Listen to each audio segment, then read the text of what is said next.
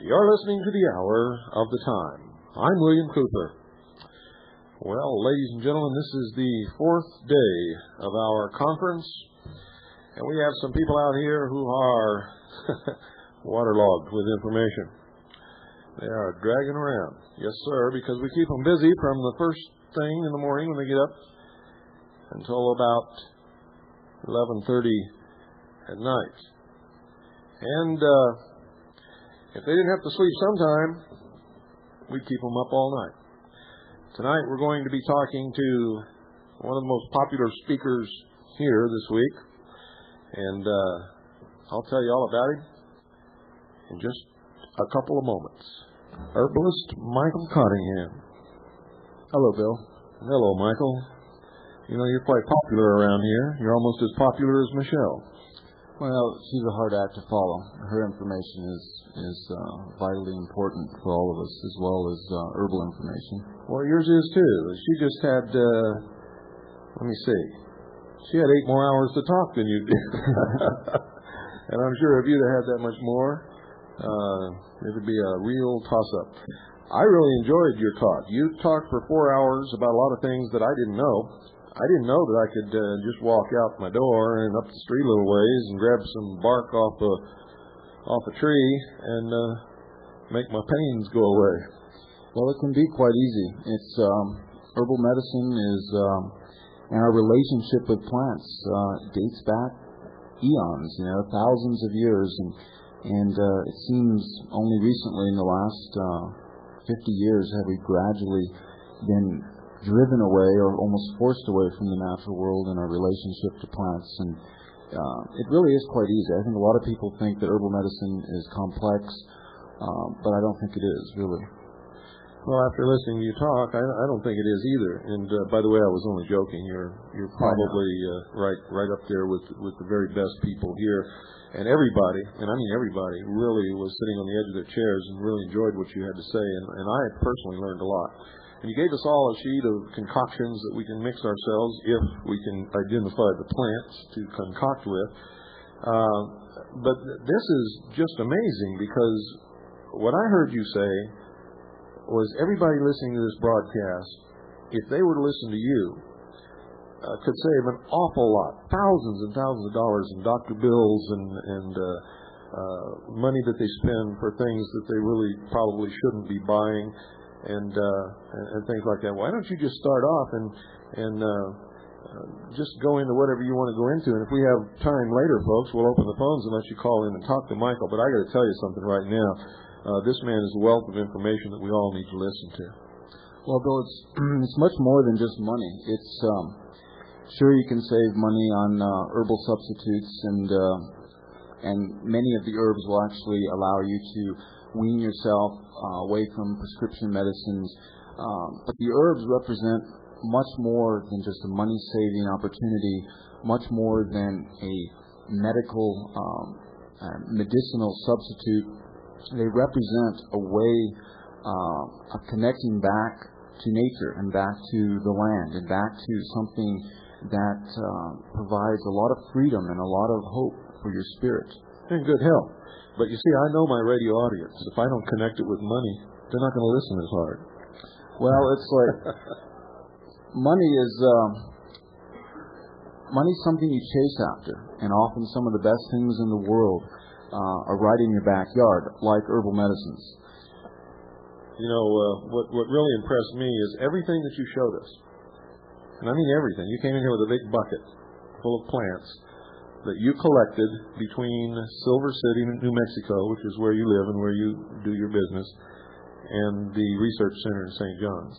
And every single plant that you had in your bucket had a capability of having a major effect on the health of anybody who knew how to use those plants. That's right. It's like it was a 5-gallon bucket, and we had maybe 25, maybe 30 plants in there at the most, and we must have driven past at least 200 herbal medicines. Let's talk about some of the things that you brought in some of the, well, let's do this for our listening audience. What are some of the things that would be easiest for them to learn right off the bat and would be beneficial for their health and well-being that we can give them in the short amount of time that we have? Well, first off, I would always say try to find a person that lives near you that is good at being able to identify plants, giving you botanical or Latin names, so you always have positive identification. But often trying to find somebody locally who can actually take you out on an herb walk or take you out into the field and point out the medicines firsthand will give you great confidence. The problem with a lot of people, I think, is they're actually afraid to grab a book. They're afraid to use the research tools available, like arboretums, like state parks, where there's little signs that describe the plant and give you the Latin name and a common name for the plant. They're afraid to go to the university and talk to the botany professor, or they're afraid to use herbarium specimens which are pressed specimens that have been identified by professional botanists. And you didn't say barium specimen, you said herbarium. Herbarium, okay. Yes. Barium specimens would be messy, but I know Ann keeps chasing me with that cup, and I think there's barium in that cup. But if you started in your backyard, and I think people that mow lawns and people that have lawns in the parts of in the areas of the country. In the West here, we kind of try to get away from having lawns because they require too much water to keep them alive. But dandelions, people actually go out and spray herbicides and go out purposefully to kill and destroy dandelions in their yard. Well, I'm confused because the only thing we've got in my yard is dandelions. Well, you've actually... That's the rocks. Well, depending on what kind of rocks they are, but the dandelions is what I would look at first. You have actually a wealth of herbal medicine and food in your yard. Dandelions are listed in most basic herb books into the more sophisticated, more medical-oriented herbal references. Dandelions offer both the use of the leaf and the root material. There are different times of the year to get different medical actions from dandelion, but say early in the spring, and I think a lot of people listening might actually know this, dandelion greens are considered edible. Very good. We use them in salads occasionally. I wouldn't say all the time, and certainly not as often as maybe we should, but I wasn't kidding when I said that my yard is full of dandelions, and we do occasionally pick the big broad leaves and throw them in the salad bowl, and it's very good. Now, what are some of the things that dandelions are good for? Well, if you besides salad. Well, besides salad, but that actually can be a very important aspect. If you use them as salad, you probably have found them to be slightly bitter, and they will be more bitter at different times of the year, and more bitter as they get larger. As spring wanes and summer starts to come on, the dandelion leaf gets extremely bitter. Bitter substances are missing from the American diet. In Chinese herbal medicine, there are 5 tastes that are listed. Salty taste, acrid, sweet, and sour. And bitters.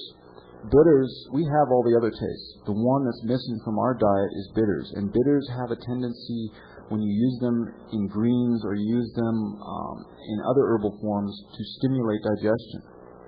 And stimulating digestion really helps to it seems in our culture we're eating a lot of things that fill us up, make us feel full. Our digestion usually seems slow. Bitters have a way of stimulating digestion and creating movement for our upper GI or the upper gastrointestinal tract. And that in turn helps the lower. Exactly. People suffering from constipation, people suffering from flatulence or gas after they've eaten a meal. They've eaten a meal and if they feel full or stuck, often will benefit from bitters. Well, that seems to be the purpose that most people in America eat, is just to get full. And they'll just stop just about anywhere where something appeals to them and do that. The other day when you were talking, when I was sitting back there, I have a problem with my legs, and if I stand up a long time, they really hurt a lot, and I mean really a lot.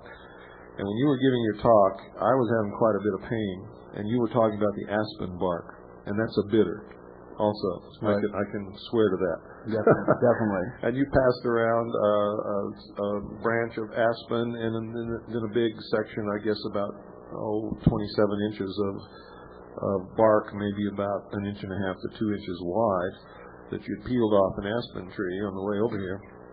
And when you were talking about the benefits of that aspen bark, I took about a 4-inch section of that big piece of bark. It was about 1.5 inches wide, and I chewed that for about an hour, and it really is bitter. I mean, it was kind of hard to do, but I did it, and the pain in my legs went away. So why don't you talk about that, because I think that's very interesting, especially since around here, and I know that not everybody listening has aspen growing anywhere near them, but we do all around us. And I never knew I never thought in my wildest dreams that aspen bark could be a pain reliever, and it does other things too. Let's talk about that for a little bit. Yes, it can be as simple. Aspen bark comes from the genus, the Populus genus, and another relative is the salix or willow. So in some parts of the country, people will have actually white willow or the red willows growing by. If they have the salix genus, and that's the genus is the first part of the Latin name of a plant, and it's always important to strive to find out the Latin name. There's so many common names. Aspen has been called aspen bark, aspen, quaking aspen. This plant, the bark of it contains precursors, which are, there's a chemical constituent called salicin, which is a precursor to aspirin. For all intents and purposes, aspen bark, willow bark is basically aspirin. There are other benefits of taking it in the herbal form. The aspen bark and the willow bark have other chemical constituents which actually protect the stomach lining and protect the parts of the body that may actually be irritated by people that are susceptible to using that are using aspirin and using too much of it. A lot of people know that too much aspirin will actually cause nosebleeds or capillary fragility, irritate the stomach. You hardly ever find that happening when you use willow bark or aspen bark. Well, the truth is aspirin has a lot of bad side effects, and any amount of aspirin taken by anybody will cause bleeding in the stomach. And over a period of time can cause ulcers and all kinds of terrible problems. And also aspirin thins the blood, and if you get in an accident or have a cut, you can bleed an awful lot before you get some clotting action. And this doesn't take care of all of that, but it does alleviate most of the bad effects of aspirin are not present with this willow bark and aspen bark and some of these other things. That's right. It's if you overdo anything, even if it's herbal, you can get side effects. Definition of herbs that I tell a lot of students and a lot of people that want to hear the information is that herbs cause change. And as long as you remember that and look for the change and respect the change, you can then tailor the change for medicinal benefits. Aspen bark can be used in larger dosages. It can be used longer periods of time than straight aspirin, just because the constituents that are buffering agents are found in the aspen and willow bark and not in aspirin. And that's, you're right though, it does, aspen bark and willow bark also thin the blood.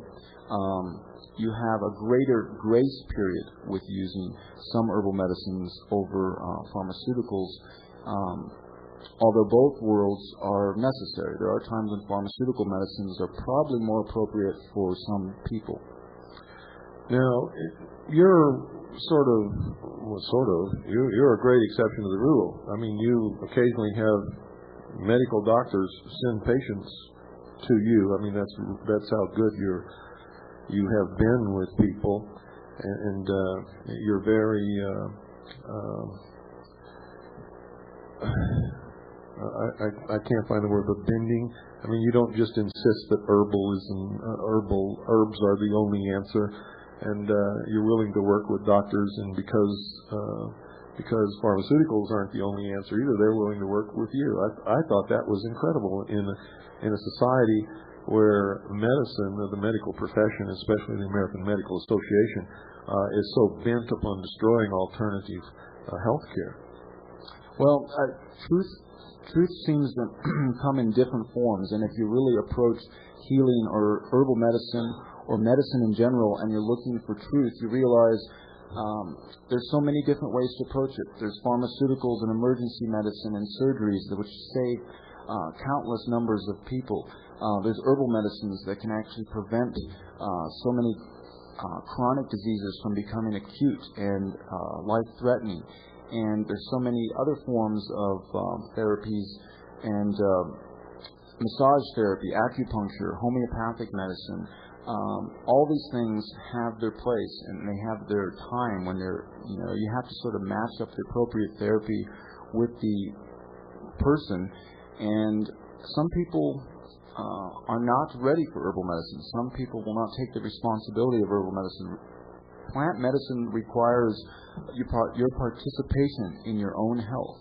It also requires a tremendous degree of self-supervision and responsibility, which a lot of people seem to spend a lot of time ducking out of. Absolutely. In other words, if the doctor didn't tell me to do it, then I have no incentive to make sure I do this every 3 or 4 hours. That's the problem with one aspect of the healthcare is that we're looking to someone else to be the authority figure and to provide something for us, some answers, when what it's really about is us as individuals providing our own answers and becoming more self-sufficient and more connected to the natural world and more responsible, not only politically, but for our health and for our family's health. I mean, that's what herbs have really done for me. They have provided a peace of mind. They have provided a hope. They have provided a link back to the natural world, and they have shown me they've led me to St. John's, actually, to this conference. I mean, everybody gets here a little bit differently, but I think when you're on the road to looking for truth or you're on the road looking for responsibility, everybody will end up in the same place. Well, that appears to be that way. You know, my grandmother had an herbal recipe for us when we all got blocked up and everything, and I just thought I'd share it with everybody. Is there anything to that? Well, pork and beans. We were talking about the dandelion leaf. I think a lot of cans of pork and beans will definitely leave you feeling stomach congested, so you might want to consider something bitter to help stimulate that along. And that's the dandelion leaves or some of the other things? Absolutely. You also talked about putrid swamps in Mexico where somebody pulled something out called, what was it? The yerba manza. Yerba manza. No, he doesn't really recommend that you pull these things out of putrid swamps, but I think that it's important that people consider where these things come from, because a lot of these herbs, if you get them from the wrong places, actually come from places that if people knew where they came from, they wouldn't be using them. And that's one of the things that you stressed there, is that you have to be careful about what you use, where you get it, how fresh it is, and who packed it, and whether it's got an aroma and all of these things. And I think that's important for people to know. I didn't know that, and I had no idea that there might be some unethical behavior in the procurement of some of these things. Well, I think there's some people that are in it just for the money. There's some people who don't really understand the plants. The type of herbal medicine and the approach to herbal medicine that I like to teach is that people become their own herbalists.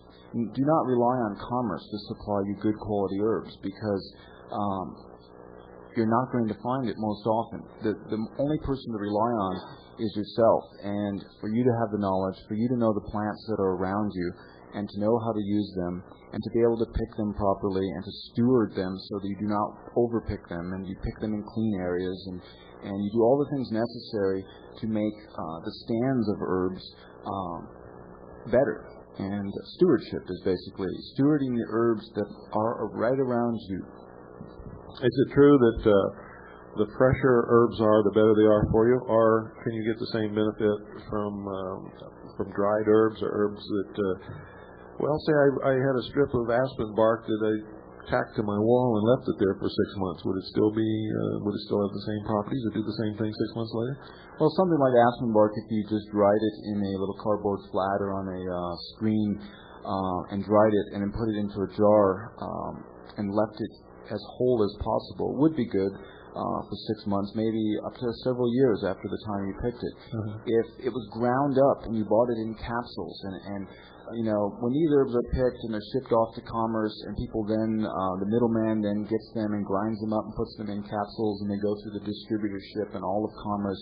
By the time they make it to your health food store, your herb shop, and by the time they get to your hands where you're going to actually depend on them, in general, they've lost 50% of their medicinal potential just by the sheer length of travel and by the sheer jet lag of going from their place of origin and then getting into the hands of commerce and being treated almost like prescription medicines.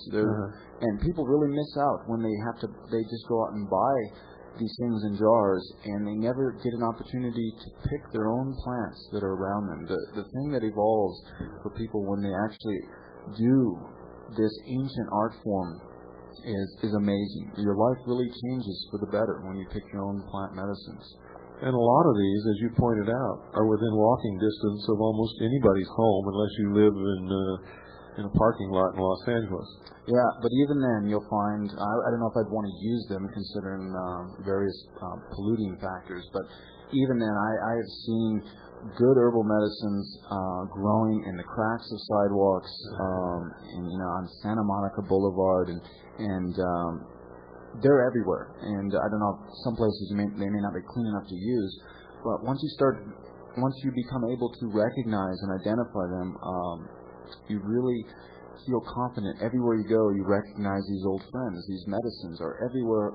They're just everywhere around us. Our pharmacy is the world once you have the knowledge and once you decide to pursue that knowledge. What does one do if, for instance, you don't know anything about plants at all? I mean, you don't even grow a potted plant in your house.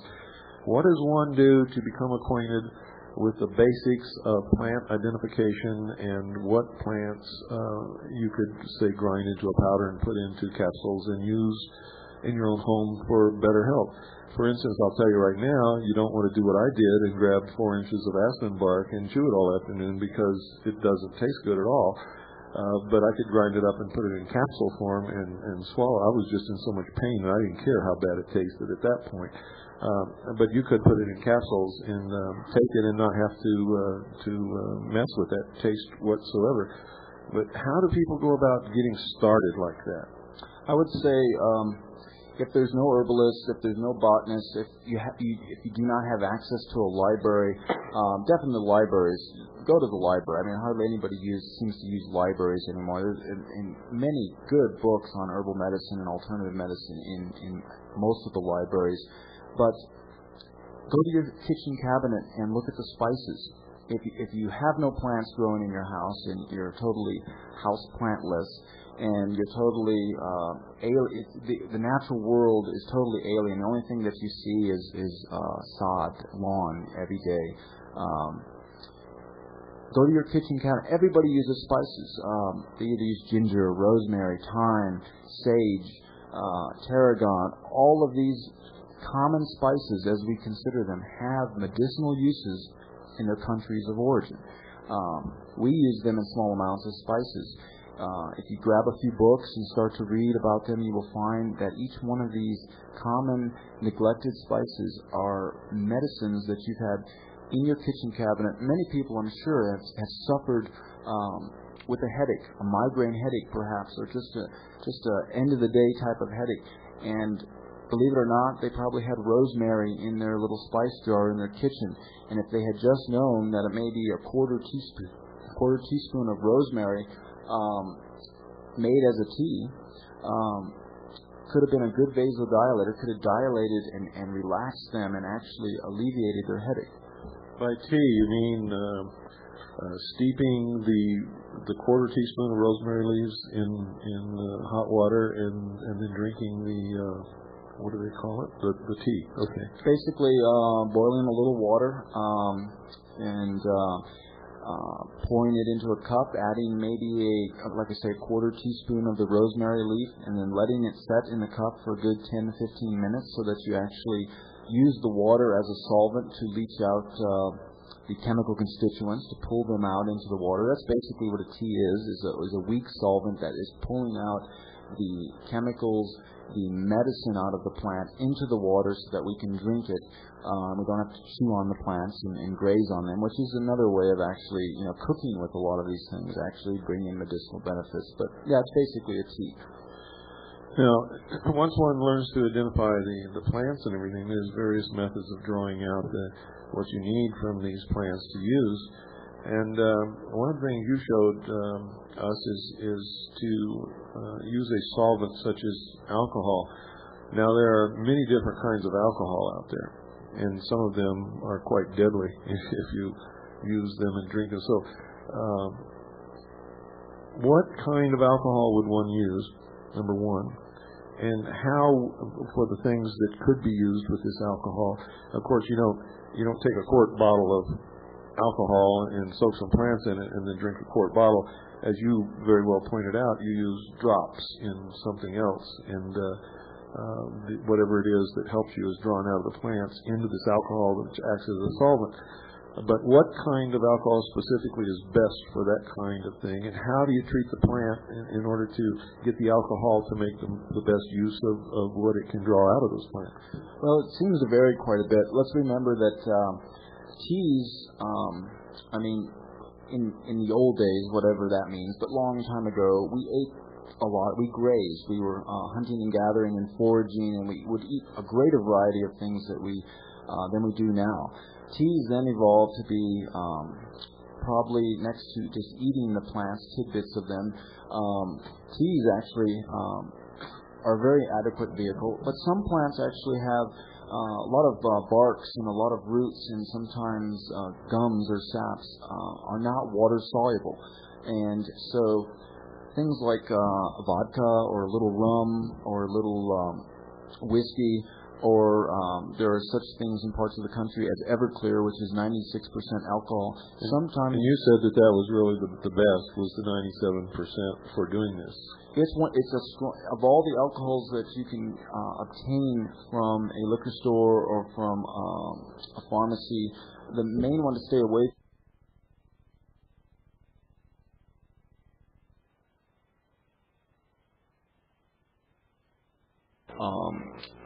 In our part of the country, we have sugarcane alcohol, and that's 97% alcohol, and it's a greater solvent. It will pull more of the medicine out of many of the pieces of the plant material.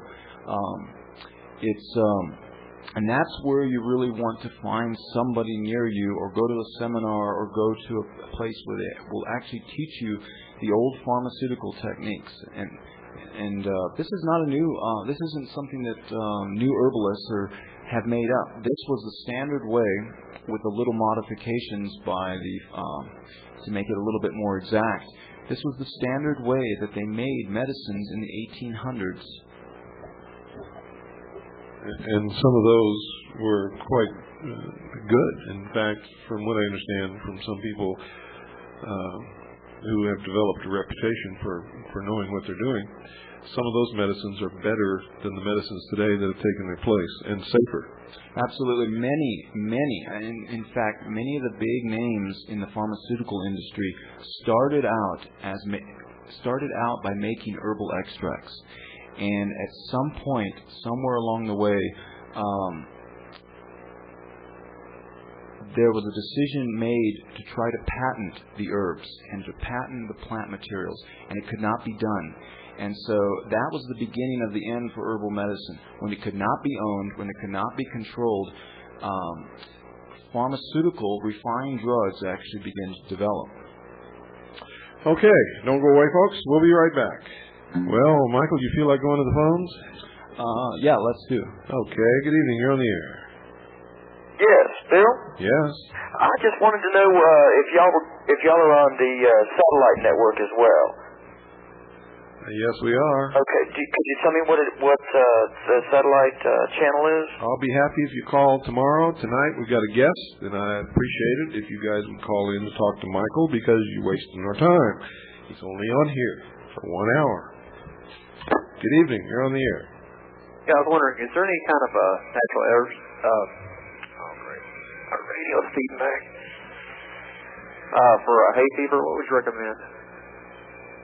Well, one of the first things that I found in my approach to herbal medicine was that people often don't drink enough water, believe it or not, and that with a lot of pollen ingestion, when people say they have hay fever or allergic reactions, they're often referring to the fact that there's a lot of pollen that is stuck up in their sinuses, and if you begin with by increasing your water, drinking more water will create movement in your body and actually help to eliminate the waste.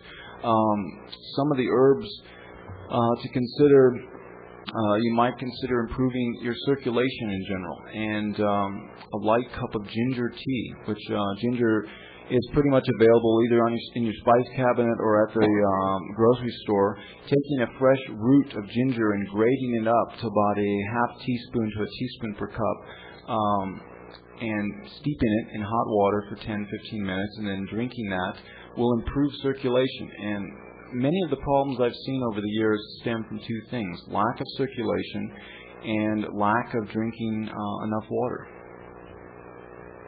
Good evening. You're on the air. Good evening. Randy in Chicago area. I have a traditional male Romney large crop. I got a herbal extract from Paranova repens. That's salt palmetto berries. And then there's another one that came out fairly recently called Pygium africanum. You know, we need you to put your mouthpiece right in front of your mouth, talk directly into your phone if you can. No, I'm talking right into it. How's that? That's much better. Okay, I'm taking herbal extract for BPH, enlarged prostate, salt palmetto berries, or then there's a new one called Africanum Pygium. I'm taking an herbal extract, and I'm also not taking it, but I'm curious about the efficacy of the encapsulated fatty portions. Can you comment on that? Well, salt palmetto has a good history of actually helping with inflammation and of the prostate and urinary tract inflammation. The results you'll get will depend on the quality of the salt palmetto. One also must look at the lymph system. I found in my work with the prostate and other pelvic congested problems is that we have a tendency to be eating a lot of fatty foods, a lot of heavy oils. Partially hydrogenated oils are very congesting for the lymph glands. The lymph glands in the body really need to be free-flowing, be allowed to process a lot of, and be allowed to move a lot of waste through.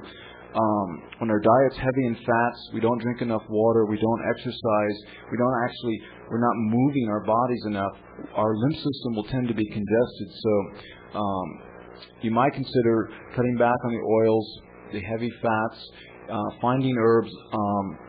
That red root is Ceanothus americana or Ceanothus americanus.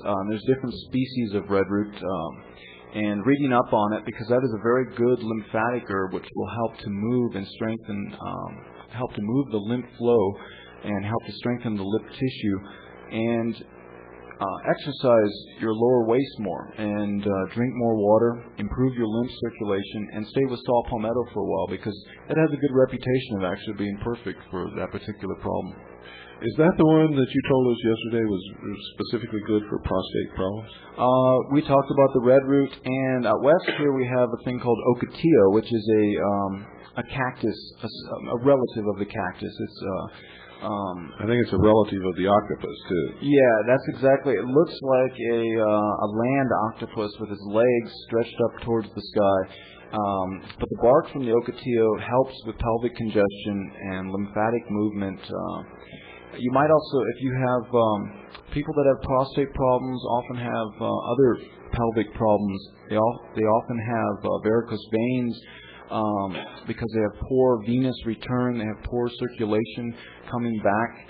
They often have hemorrhoids. They often have a history of urinary tract infections. You need to improve the circulation down below. That's one of the best ways to approach, and you can do that dietary-wise and herbal-wise and exercise-wise. Oh, you guys missed a conference. Shame on you. Good evening, you're on the air. Hello? Goodbye. If you call in, folks, you might have to stay on hold for a little while, and if you're not willing to do that, don't call. Good evening, you're on the air. Yeah, hi, Bill. God bless you. Thank you. Thanks, man. You're doing a fantastic job. I have a question for Mike, though. Mike, I do have a little bit of a problem, and I'm not kidding. After I drink a few bottles of beer, I do experience a pain in my stomach. What could I use to alleviate the pain? Well, first off, I'm a clinical herbalist, and none of this information. I'm not diagnosing anyone's problems, and only a medical doctor can make official diagnosis, and that's how I work well in Silver City. It's when often people will come in with these problems that I have no diagnostic tools for. I may have an idea, but I'm overstepping my bounds, and I will refer them to a doctor to get a diagnosis. And then with that diagnosis, it's much easier to pinpoint what herbs may be necessary. If you are drinking excess amount of alcohol and it's been going on for a long period of time, your liver may be deficient. When you go in for your diagnosis, which is the first thing I would recommend, and see what you're finding out from the doctor, and you would be able to make so much more headway as far as matching up the herbs for the problem. That's what I'd like to do, is match the ability of Western medicine and the technology and some of the diagnostic skills that are unsurpassed in our technology here, and match them up with alternatives if they're at all appropriate. But in my experience, a lot of people that have drunk excess amounts of alcohol have liver deficiencies. Let's face it, too much alcohol can cause cirrhosis of the liver. Some of the problems you can have associated with some of the symptoms associated with cirrhosis of the liver, in my experience, is pain in the stomach, pain in the right side and such. And now this is an empirical observation, not a medical diagnosis. Okay, thanks a lot. You're welcome. Well, folks,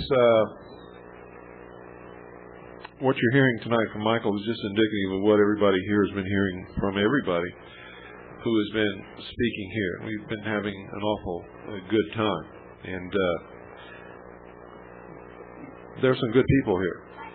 What do you think, Michael? Does that about describe everybody here?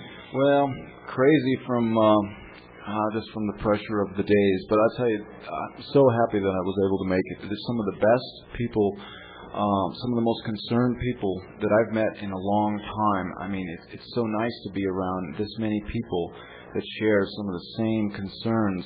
I mean, it makes me feel like how it must have felt in Philadelphia when those true patriots got together, or true concerned citizens, true concerned human beings, worried about their family, worried about their friends, worried about their country, and getting together. It's been there's been a lot of information to process. I mean, more information than I ever imagined, but it's been excellent. Well, let's get back to your specialty, and let's talk about some of the, I was amazed at some of the things that you told us that we could do with plants, things for rashes, and and tumors. I mean, that just blew my mind that you could take plants and use them to reduce and over a period of time actually eliminate tumors. Well, there is a plant that has been scrutinized and subjected to a lot of political pressure. The Laurea tridentata, or the chaparral or greasewood that grows in the Southwest. Now, what's amazing to me about that is I know parts of Texas where you can't ride a horse for 100 miles because the chaparral has taken over the land, and there's so much of it there that you could cure all the tumors in the world if this really works. At one time, I heard there's a really good book called Gathering the Desert, I believe, by Gary Paul Nabahan, which has a great chapter on chaparral, and at one time they were actually considering putting out NDGA extraction sites. Now, NDGA is the anti-tumor dissolving acid that's in chaparral, and at one time there was consideration of actually establishing these extraction sites out in the desert to extract this, and at some point it just never manifested. It was, let's face it, things that are very effective for the health. I don't know if it's, in my experience, I wouldn't call it suppression. I wouldn't call it. I just find that things. I think the right term is it threatens somebody else's source of income. There's billions of dollars at stake when you make people healthy. There are other people on the other side of the coin that lose money when people are healthy. I mean, that's a sad state of affairs, but that's the way I see it after all these years of doing herbal medicine, is the billions of dollars that are at stake when people are sick, the profits to be made. It's criminally, it's evil in my opinion. Yeah. And it's not just that. There is a policy that was decided years ago that says we have to begin to cut back on the population. And therefore it is not in the best interest of those who rule to allow people to get really healthy. Absolutely, and from what I know about that policy, it seems to be true, and there seems to be, every effort to get people sicker and sicker, and all you have to do is look at your food. In my opinion, 90% of what's at the grocery store is unfit to eat, and that's one of our biggest problems. Food is the best medicine. Good evening, you're on the air. Hi, Bill. Hi, Michael. Hello. Hi, this is Lucy from Texas, and it seems like every time I turn around, I'm hearing about someone I work with coming up with breast cancer or, cancer of the ovaries, cysts, things like that. And I wanted to know what you could tell me about SEAC. I knew someone was going to bring that up. But that's okay, because that's a very popular formula these days. And a lot of people are using it. SEAC stems from a lady, a nurse, Renee Cassia. Right. And she supposedly got this formula from a medicine man up in Canada, and she used it and was starting to get. There's a lot of documentation that she was sent a lot of terminally ill patients with both truly diagnosed cancer and misdiagnosed cancer. I mean, the AMA I read somewhere a statistic that said 25% of all diagnoses are inaccurate. So sometimes people are actually diagnosed with something and they really don't have it, and so they may do something and it may seem to actually benefit them, and so it gets this reputation. That may be a small part of it, but the herbs in the SEAC formula, the sheep sorrel, the slippery elm bark, the turkey rhubarb, and the burdock, help the body, at the least, to eliminate more waste. They help the liver, the kidneys, the intestinal tract, the whole waste process, the whole excretion and elimination of waste. They increase that, and they do it very effectively. And since a lot of our food creates waste that is very toxic and very carcinogenic, the SEAC tea at least will help to increase waste output, which can help cancerous problems and can help, just in general, improve the health.